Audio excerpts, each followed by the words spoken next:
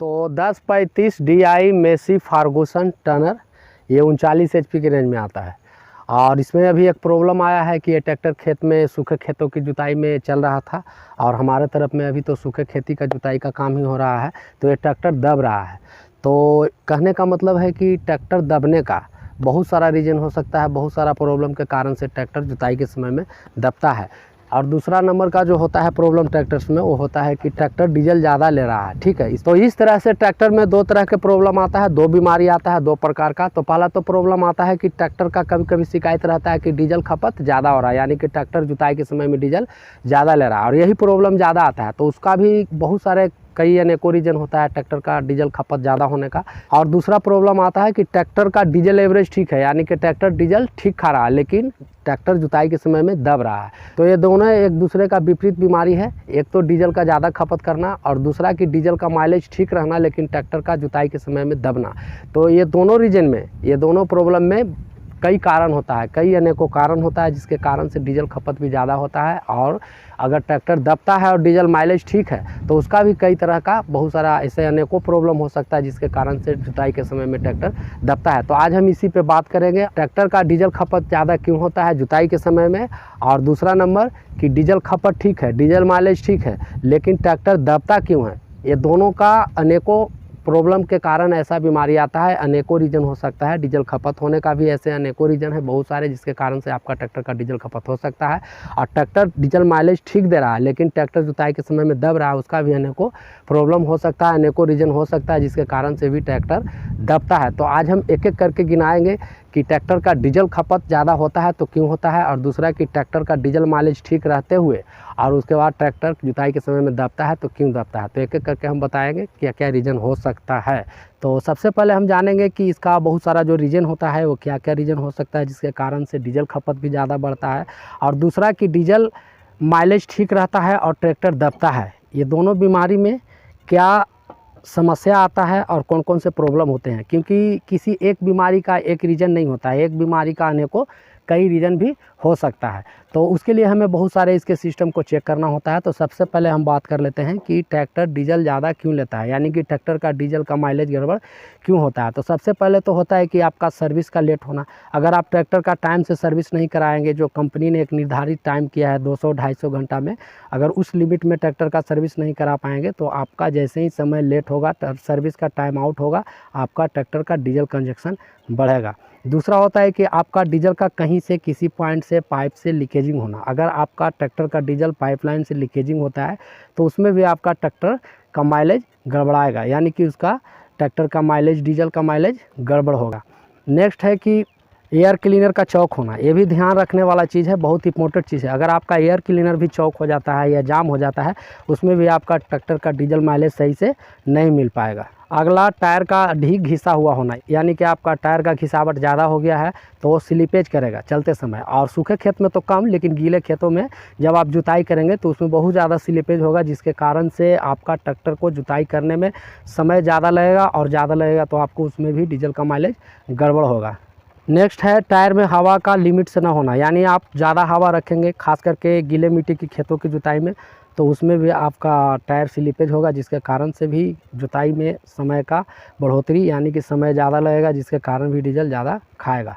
Next point है कि clutch का स्लिपेज होना। अगर आपका क्लच भी स्लिपेज करता है या क्लच प्लेट जल चुका है, जिसके कारण भी जुताई के समय में टाइम ज़्यादा लगता है, जिससे भी आपका डीजल माइलेज गड़बड़ होगा और ट्रैक्टर का माइलेज सही नहीं आ पाएगा।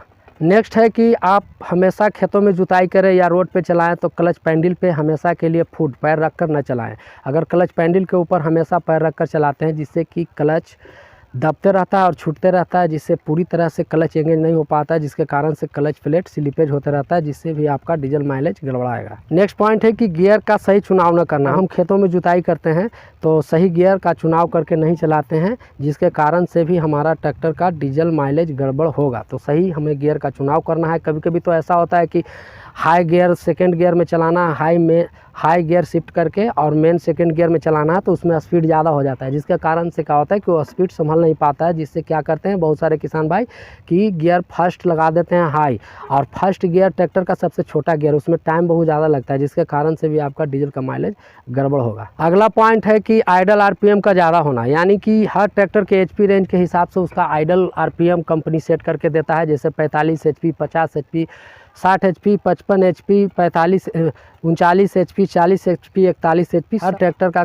एचपी रेंज के हिसाब से उसका अलग अलग आइडल आरपीएम होता है। किसी का 550, 500, किसी का 600, किसी का 650, इस तरह से आइडल आरपीएम होता है। तो आपका ट्रैक्टर का एचपी रेंज के हिसाब से आइडल आरपीएम ज़्यादा रहेगा, उसमें भी आपका डीजल खपत ज़्यादा होगा और डीजल का माइलेज गड़बड़ाएगा। अगला पॉइंट है कि अगर आप ट्रैक्टर को खेतों में जुताई करते हैं तो उसमें आरपीएम ज़्यादा रेस करके चलाते हैं, जैसे मैक्सिमम आपका आरपीएम हो जाता है 1600 से 1800 तक। 1600 से 1800 में जुताई करना अच्छा रहता है, लेकिन अगर कोई ऐसे भी किसान हैं कि 2000 2200 आरपीएम भी देकर चलाते हैं, तो ज़्यादा आरपीएम भी रेस करके चलाएंगे तो उसमें भी डीजल का माइलेज नहीं आएगा और डीजल खपत दिखाएगा। अगला पॉइंट है आपका टेपिट सेटिंग। इंजन का टेपिट सेटिंग गड़बड़ होगा, उससे भी आपका डीजल का माइलेज गड़बड़ रहेगा और डीजल खपत ज़्यादा दिखाएगा। अगला पॉइंट है कि ट्रैक्टर का किसी न किसी कारण बस ओवरलोड में चलना, जैसे कम एचपी का ट्रैक्टर है उसमें बड़ा इम्प्लीमेंट लगा देना और ट्रैक्टर ओवरलोड होगा। ओवरलोड होने से भी आपका ट्रैक्टर का डीजल खपत बढ़ेगा और आपका डीजल का माइलेज नहीं मिल पाएगा। अगला पॉइंट है कि ब्रेक जाम होकर चलना। अगर आपका ब्रेक जाम होकर चलता है, पकड़ के चलता है, उसमें भी ट्रैक्टर ओवरलोड चलेगा और उससे भी आपका डीजल का माइलेज नहीं आ पाएगा। अगला पॉइंट है इंजेक्टर, यानी कि नोजल जाम होना, फंसना, कहीं कहीं पे नोजल अटकता है या फंसता है, उसके कारण से भी आपका डीजल का माइलेज नहीं आ पाएगा। या तो नोजल का प्रेशर कम है तो प्रेशर को एक बार टेस्ट करवा लें, इससे भी आपका डीजल माइलेज गड़बड़ हो सकता है। नेक्स्ट अगला पॉइंट है कि आपका हाइड्रोलिक्स लीवर डीसी और पीसी ये दोनों लीवर मिक्स मोड में सही सेटिंग होकर ना चलना। अगर आप हाइड्रोलिक्स लीवर को जुताई से पहले सेटिंग करके नहीं चलाएंगे मिक्स मोड में, तो भी आपका गहराई कभी कम कभी ज़्यादा इस तरह से होगा, जिसके कारण से ट्रैक्टर ओवरलोड होगा कभी कभी, जिससे भी आपका ट्रैक्टर का डीजल खपत बढ़ेगा और डीजल का माइलेज गड़बड़ हो सकता है। और सबसे बड़ा एक प्रॉब्लम है कि डीजल खपत का जो ज़्यादा समस्या आता है ट्रैक्टरों में खास करके, वो ज़्यादातर गीलों खेतों की जुताई में आता है। ये शिकायत ज़्यादातर जब गीले खेतों की मिट्टी की जुताई होता है उस समय ज़्यादा ये सुनने को मिलता है कंप्लेन कि हमारा ट्रैक्टर डीजल ज़्यादा खा रहा है और मेरा ट्रैक्टर का डीजल एवरेज गड़बड़ हो चुका है। तो ये क्यों आता है? इसमें होता है क्या कि इसमें आपका किसान का खेतों के माप को गलत बताना, यानी कि 1.25 बीघा खेत है तो उसमें 1 बीघा बताएंगे, जिसके कारण से भी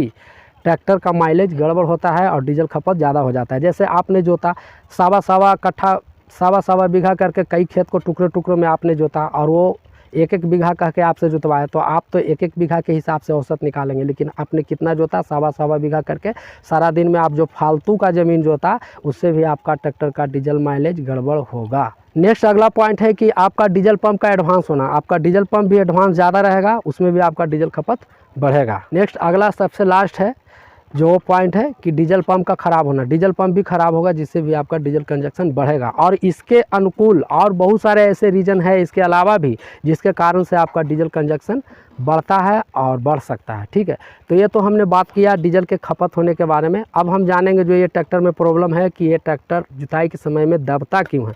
तो जब ट्रैक्टर दबता है तो उसमें भी बहुत सारे ऐसे रीजन होते हैं, बहुत सारे कारण होते हैं, जिसके कारण से ट्रैक्टर को जुताई करते समय वो दबता है। तो दबने के भी बहुत सारे रीजन हैं। तो उसमें सबसे पहले ध्यान देना है कि हमारा जो पाइपलाइन है, डीजल पाइपलाइन, वो सारा पाइपलाइन क्लियर होना चाहिए उसका रास्ता। जैसे फ्यूल टैंक का फिल्टर होता है वो भी सफाई होना चाहिए, और हमें जब भी डीजल को टैंक में डालना है तो सफाई करके छानकर ही डालना है, नहीं तो उसमें डस्ट जाएगा और आपका डीजल लाइन पैम्प ख़राब होगा, जाम होगा, जिससे भी आपका ईंधन पूरा ट्रैक्टर को नहीं मिल पाएगा और डीजल नहीं मिलने के कारण से आपका ट्रैक्टर भी दबेगा। नेक्स्ट पॉइंट है कि डीजल टैंक में डीजल का कम होना, यानी कि कम मात्रा में आपका डीजल भी रहेगा टैंक में, उससे भी आपका ट्रैक्टर कभी कभी दबेगा। अगला पॉइंट है कि ट्रैक्टर का FIP पंप जो डीजल है उसका जो चौक है जिससे हम लोग ट्रैक्टर बंद करते हैं, हल्का सा चौक में चलना। तो आपका FIP पंप डीजल पंप चौक में चलेगा, उससे भी पूरा डीजल सिस्टम को नहीं मिल पाएगा, जिससे भी आपको ट्रैक्टर जुताई के समय में दबेगा। अगला पॉइंट है कि कम HP रेंज के ट्रैक्टर में बड़ा इम्प्लीमेंट को लगाकर चलाना, यानी छोटा HP का रेंज का ट्रैक्टर है और उसमें बड़ा इम्प्लीमेंट हमने लगा दिया तो उससे भी ओवरलोड होगा, जिससे भी आपका ट्रैक्टर दबेगा। अगला पॉइंट है गियर का सही चुनाव न करना। आप अगर गियर का सही चुनाव करके ट्रैक्टर को नहीं चलाएंगे जुताई के समय में, तो भी आपका ट्रैक्टर स्पीड के कारण ओवरलोड होकर और दबेगा। अगला पॉइंट है हाइड्रोलिक्स लीवर का सही सेटिंग करके न चलाना। उसमें भी आपका जो इम्प्लीमेंट है कल्टीवेटर, वो एक तरह का काम नहीं करेगा खेतों में, कहीं ज़्यादा कहीं कम, जिससे भी ओवरलोड होगा और ट्रैक्टर दबेगा। अगला नेक्स्ट पॉइंट है डीजल का रिटर्न वाल्व बोल्ट होता है, वो भी ख़राब होगा तो भी आपका ट्रैक्टर दबेगा जुताई के समय में। नेक्स्ट अगला पॉइंट है कि आपका इंजन आरपीएम जितना चाहिए जुताई में उतना से लो स्पीड में होना, यानी कि आप कम आरपीएम में जुताई करते हैं उससे भी आपका ट्रैक्टर दबेगा। नेक्स्ट पॉइंट है उसके बाद कि जब भी आपका आइडल आरपीएम भी कम होगा, आइडल आरपीएम भी एचपी रेंज के हिसाब से कम रहेगा, उसमें भी आपका ट्रैक्टर दबेगा। तो आपको जितना एचपी का रेंज का ट्रैक्टर है उसमें आपका सही आरपीएम आइडल आरपीएम को सेट करवाना है।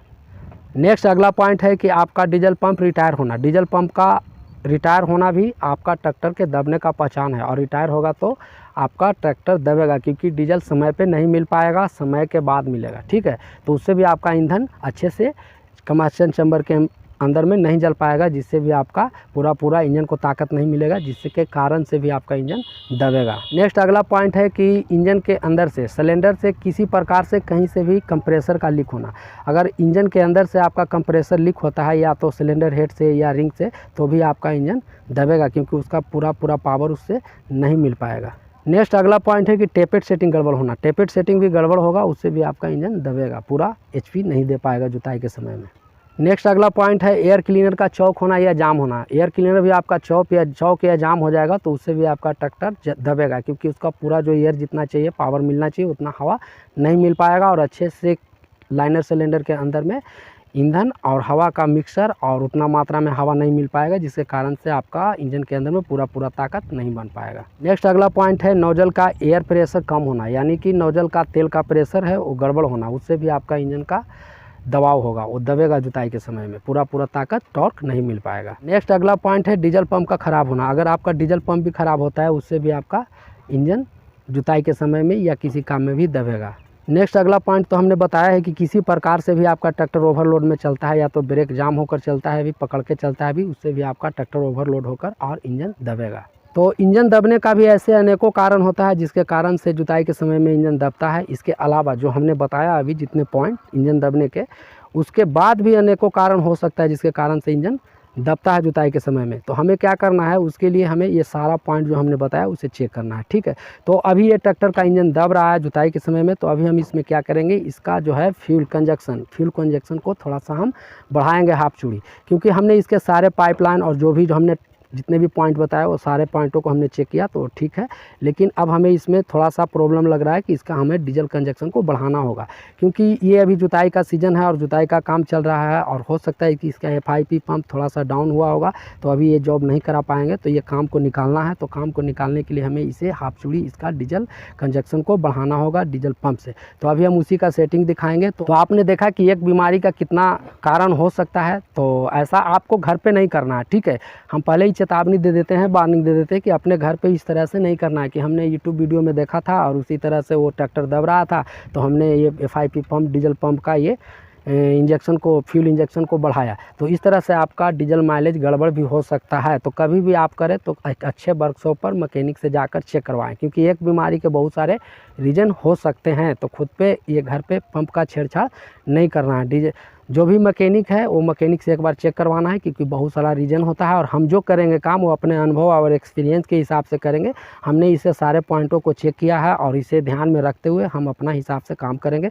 तो आप ऐसा कभी नहीं करना है आपको अपने घर पे, नहीं तो आपका डीजल माइलेज गड़बड़ हो सकता है। इसके लिए हमें करना क्या है कि इसका हमें यहाँ से ये 10 mm का ये बोल्ट ये जो लगा हुआ है, ये 4 बोल्ट को खोल लेना है, ठीक है। और ये अपने हिसाब से हम अपना एक्सपीरियंस के हिसाब से काम को कर रहे हैं। आपको ऐसा घर पे नहीं करना है वीडियो को देखकर, क्योंकि हमने पहले ही बता चुका हूँ इसके बारे में कि एक बीमारी का बहुत सारा रीज़न, बहुत सारा कारण हो सकता है। तो ऐसा नहीं है कि यूट्यूब पे वीडियो हमने देखा और उसके बाद हमने इसका सेटिंग अपने घर पे करने का प्रयास किया, तो उससे आपका डीजल माइलेज गड़बड़ हो सकता है, ठीक है। तो कभी भी आप इस तरह का प्रॉब्लम आता है तो उसके लिए आप नज़दीकी वर्कशॉप अच्छे मैकेनिक से दिखाकर ही और इस तरह से मैकेनिक से करवाएं, क्योंकि अपना अपना एक्सपीरियंस होता है, ठीक है। तो उसके लिए हम अभी इसका डीजल कंजक्शन को हाफ चूड़ी बढ़ाएंगे, क्योंकि इसका सिस्टम के अंदर में पूरा तेल नहीं मिल पा रहा है। हम अपने एक्सपीरियंस के हिसाब से करेंगे। ऐसा नहीं होता है कि किसी का वीडियो देखने के बाद डायरेक्ट से वो काम करना है। तो ये किसान भाइयों को बस जानकारी के लिए ये वीडियो हमने बनाया कि ये भी जानकारी होना चाहिए कि क्या क्या प्रॉब्लम होता है एक बीमारी में। तो इस तरह से हम इसे खोलेंगे चारों बोल्ट को, और खोलने से पहले इसमें ध्यान देना है कि नीचे कुछ लगा देंगे ताकि इसमें जो ऑयल है वो ऑयल बाहर की ओर गिरेगा।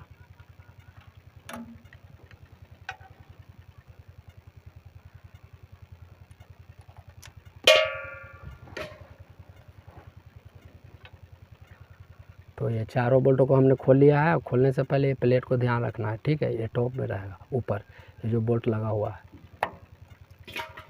तो ये देख सकते हैं इसमें इसका जो ऑयल है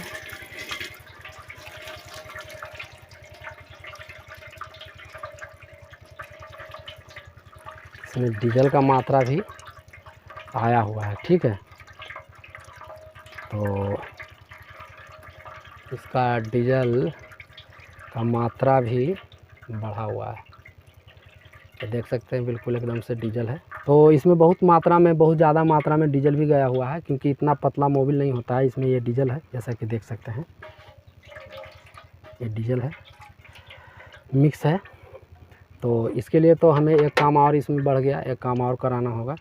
ये जो एसी पंप है इसका जो सील होता है उसे चेंज करवाना होगा, क्योंकि ये ऑयल डालने वाला है। ओल्ड मॉडल का इसका पंप है, डीजल पंप। इसमें ऑयल डाला जाता है, इंजन से लुब्रिकेट डायरेक्ट नहीं हो पाता है। और यहाँ से देखिए ये रिटर्निंग पाइप भी लगा हुआ है, ठीक है। तो इसका ये एसी पंप का हम सील को चेंज करवाएंगे, क्योंकि अगर ये चेंज नहीं करवाएंगे तो इसमें डीजल का मात्रा ज़्यादा रहेगा और उसके कारण से अच्छे से पंप का पार्ट्स लुब्रिकेट नहीं हो पाएगा, जिससे पंप ख़राब भी होगा, ठीक है। तो बस उसके लिए हम आगे बढ़ते हैं। और ये दिखाई आपको दे रहा होगा, ठीक है। ये 10 mm का ये जो बोल्ट लगा हुआ है इसे हम खोलेंगे, ठीक है।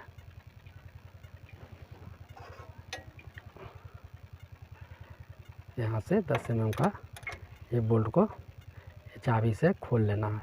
और ये देख लें पहले, उससे पहले कि ये जो लगा हुआ है ये जो स्क्रू ड्राइव, तो वो स्क्रू एडजस्टर है वो किस पॉइंट पे है, वो भी घूम जाता है, ठीक है। तो उसे आप एक पॉइंट पे रख कर और इसे आराम से इस तरह से पहले लूज कर लें।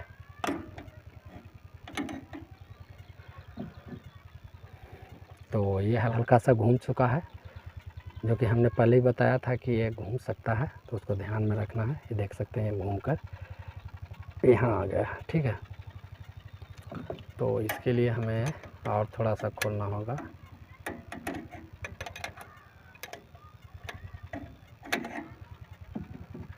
तो इस तरह से इसे खोल लेना है आराम से, और हम इसे स्क्रू ड्राइव की मदद से, ठीक है, पहले जिस पॉइंट पे ये था उस पॉइंट पे इसे सीधा करना है।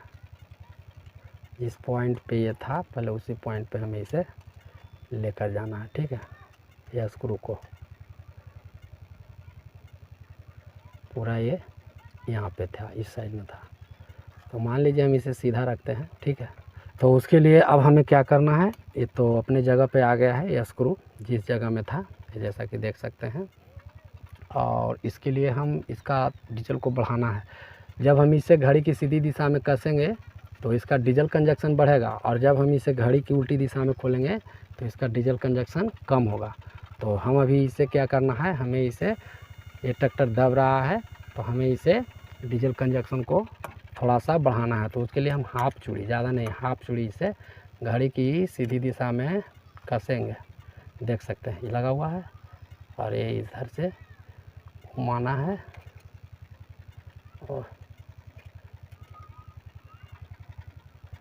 और ये हाफ हुआ, ठीक है।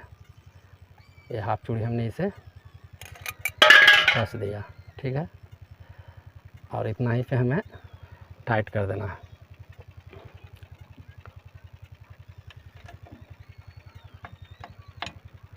और टाइट करते समय इसे ध्यान में रखना है कि ये घूमे ना।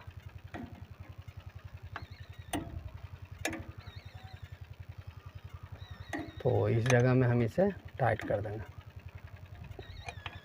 इस तरह से हमने इसे टाइट कर लिया। ये हाफ चूड़ी से हल्का थोड़ा सा ज़्यादा है, ठीक है।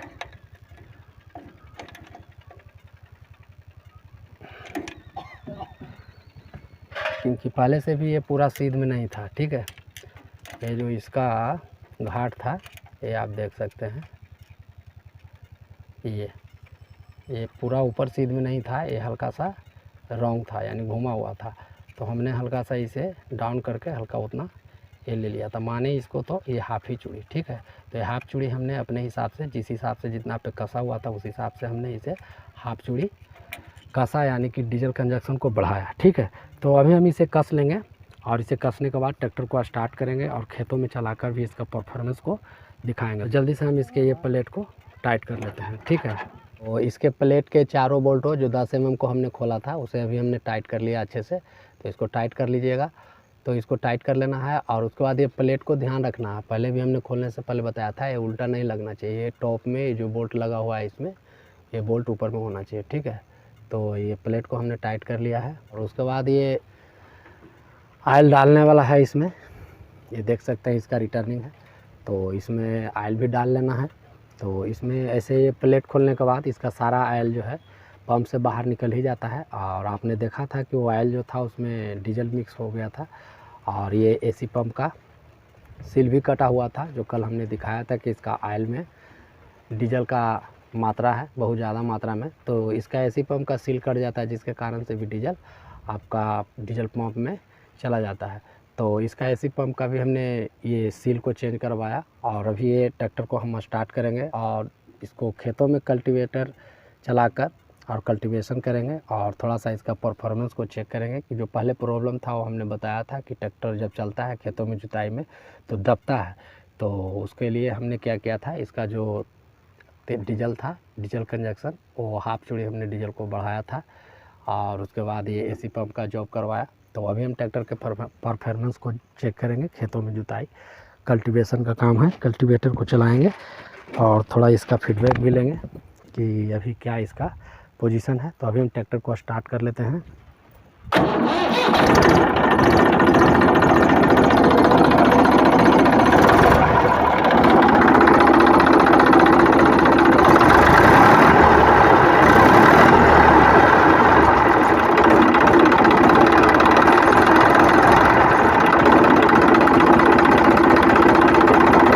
और ये आरपीएम लीवर है, इसे ध्यान में रखना है।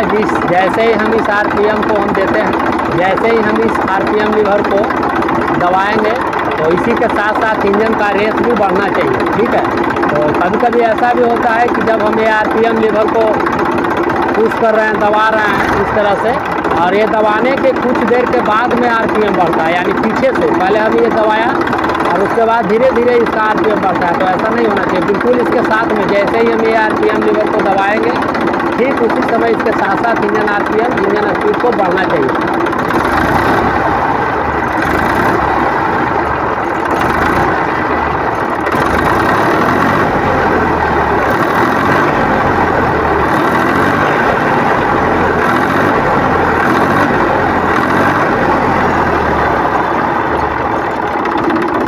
तो ठीक है, अभी हम इसे खेतों में चलाएंगे कल्टीवेटर में और इसका परफॉर्मेंस को चेक करेंगे कि कैसा परफॉर्मेंस दे रहा है। जो पहले प्रॉब्लम था कि ये ट्रैक्टर दबता था और अभी इसका क्या परफॉर्मेंस रहता है डीजल कंजक्शन बढ़ाने के बाद।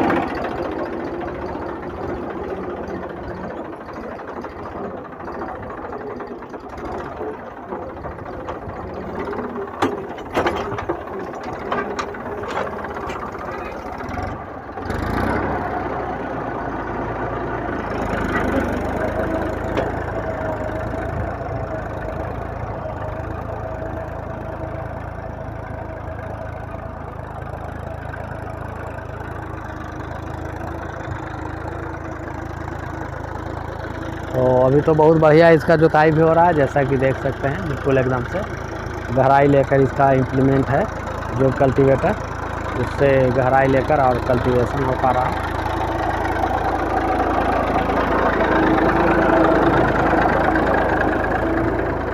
और अच्छा इसमें कल्टीवेटर का गहराई भी है, जैसा कि देख सकते हैं। ट्रैक्टर का आरपीएम जो है वो एक रेस में है, जैसा कि आप देख रहे हैं, और गहराई भी ठीक है। ठीक है, गहराई भी अच्छा ले रहा है और साथ साथ में इसका कल्टीवेटर का गहराई भी ठीक है और इसका इंजन का आरपीएम जो सेट किया हुआ है एक लेवल में और इसका आरपीएम भी ड्रॉपिंग कम ही है जैसा कि देखने से लग रहा है, और ट्रैक्टर भी बिल्कुल नहीं दब रहा है जैसा कि देख सकते हैं।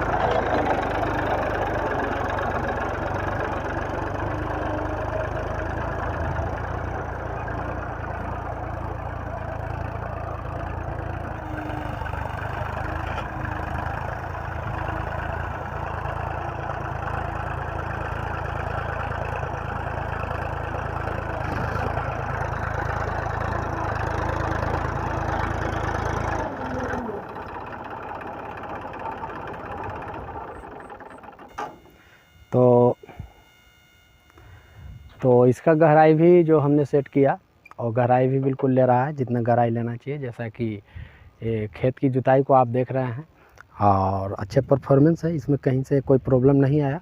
नहीं तो ट्रैक्टर जैसे ही हम कल्टीवेटर में लगाते थे तो एक चक्कर भी नहीं चल पाता था, थोड़ा सा आगे जाता था और आगे जाते ही ट्रैक्टर का दम टूटने लगता था, ट्रैक्टर दबने लगता था, इस तरह से प्रॉब्लम था। तो अभी तो ठीक है, कोई प्रॉब्लम नहीं है।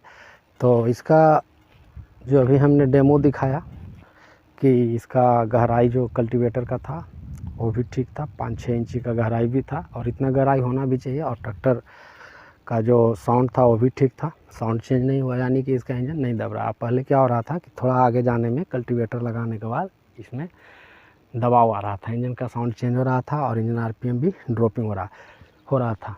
तो इस तरह से हम उम्मीद करते हैं कि आपको वीडियो पसंद आया होगा और आपने भी वीडियो को पूरा देखा होगा। तो इस तरह से ट्रैक्टर से संबंधित मैकेनिकल वीडियो देखने के लिए या ट्रैक्टर से संबंधित जानकारी के लिए, अगर आप चैनल पर नए हैं या अभी तक आपने चैनल को सब्सक्राइब नहीं किया तो सब्सक्राइब, लाइक और शेयर ज़रूर करें, ताकि हर किसान भाइयों को भी इसकी नॉलेज और जानकारी मिले। तो बस आज इतना ही, मिलते हैं फिर से अगले किसी नेक्स्ट वीडियो में नेक्स्ट टॉपिक के साथ।